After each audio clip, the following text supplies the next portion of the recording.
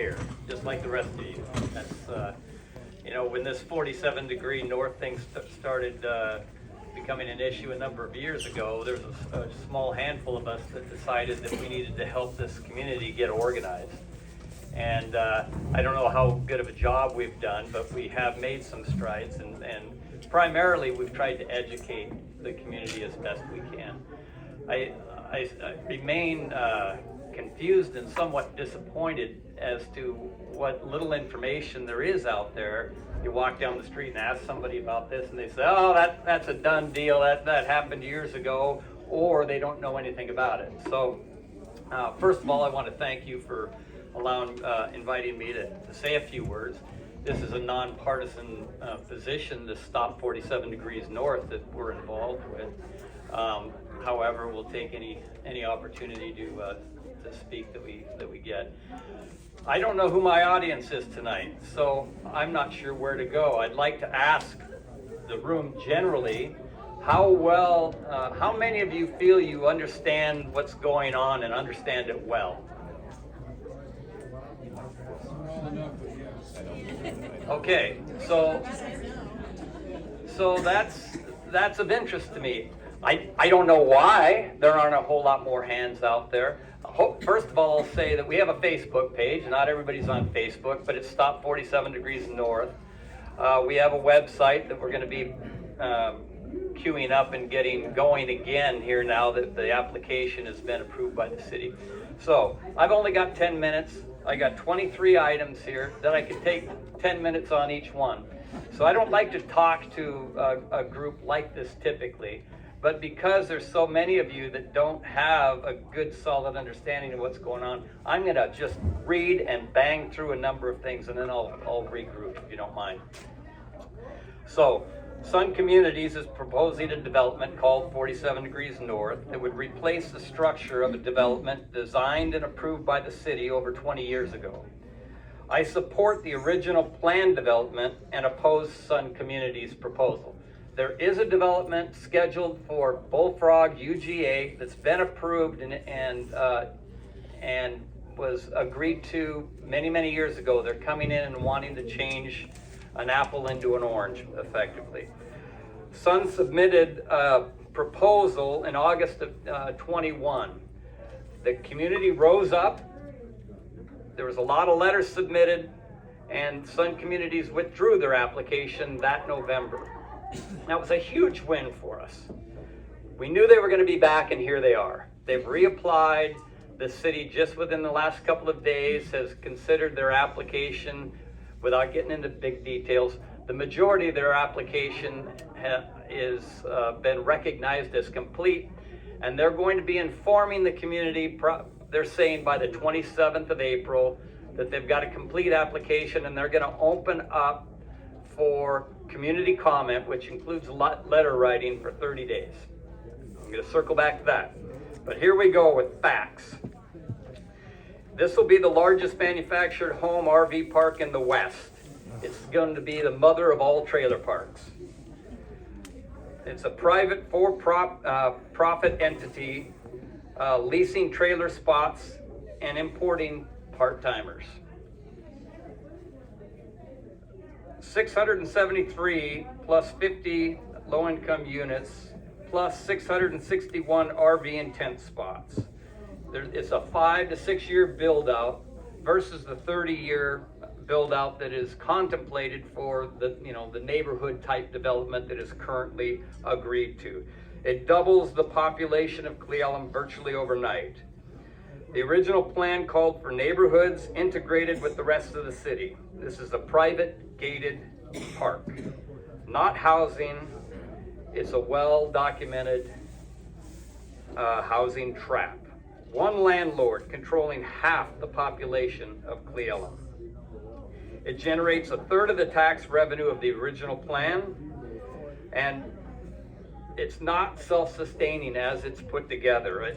Again, there's a lot of details associated with taxes, and they can answer questions later on that, but taxes are going to go up, or services are going to go down. That's just the facts. It eliminates half of the potential housing originally contemplated for the Bullfrog UGA. and turns it into an RV park. RVs, towing vehicles, Fridays and Sundays. Imagine what that's going to look like on our roads. 600 and some odd spots for them. They've eliminated the 75-acre business park that would create tax revenue and jobs to the area without negative effect to our retail core. They have proposed a 25-acre retail center that will compete with downtown. The affordable housing component of the original plan was better than what is being proposed now. People say, well, we need low-income housing. The original proposal has a better low-income housing strategy for it. They talk about attainable housing, but refuse to identify what the actual cost will be. A back of the napkin indicates a monthly price somewhere around $3,000. And you're gonna own a trailer that is gonna depreciate. You're not gonna own the land underneath of it. Many of us get our first leg up in life through the purchase of a home on fee simple land. These trailers simply depreciate and don't appreciate like most home purchases. This proposal is in conflict with the comp plan, the city comprehensive plan, zoning, many ordinances, and the master plan for the original developed area. Roads and utilities will be privatized and not turned over to the city. What that means is somebody comes in and builds a big development, they walk away from it, the roads, the utilities, all gets handed over to the city. And these are going to remain private. And, you know, without going into a huge detail as to what that means, we all know we have a crumbling infrastructure in this city. And if the city was collecting utility as they would from each of the people that lived here, they'd have a bank of money that they could help build up our old stuff.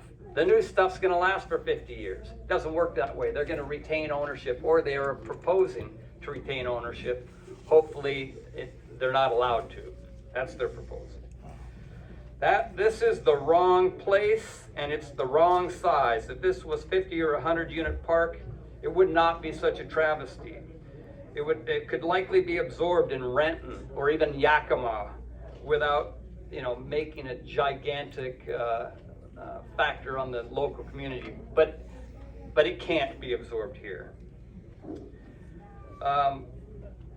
So I want to talk a little bit about that. Those are just some facts. We've got some flyers that we've handed out. You should get on our website. You should get on our Facebook page and educate yourself more. But I want to step into the point, why are we spending our time to do this? Some of us just, you know, seems like this is our full-time jobs now. This can be and should be beaten.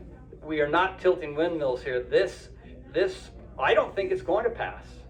Or I wouldn't be investing my time and others as well. But what it's going to take is this community. This community ran a multi-billion-dollar company out of town. They thought they were going to slide in and come in the under darkness and kind of railroad all over these country bumpkins that live around here. But that didn't happen, because in the end, people stood up, took a position, and rattled them. I'm sorry to say our city government has failed all of you up to this point. Amen. But we can rely on a hearing examiner ultimately to make a recommendation to the city council, and that city council is just going to have to make the right choice in the end. But in order to steal them and allow them to make the proper decisions, they have to know this community is behind them. And for those of you that don't know what's going on or aren't completely up to speed, sorry, that's not acceptable anymore. If you want to save the entire Upper County from this nightmarish thing that's coming down upon us, you have to get active. And there's only a couple things you have to do. You have to write a letter, and that's the most important. And you can poke your head into a city council meeting, jump behind a microphone, and make sure people know how you feel. But most critically, write your letters. There's going to be an open comment period that starts probably around the 27th. Got 30 days to respond. We're going to have letters out there that kind of highlight some of the major points. Again, you can get on some of the stuff we've put together. You can pick and choose what's important to you or what's not.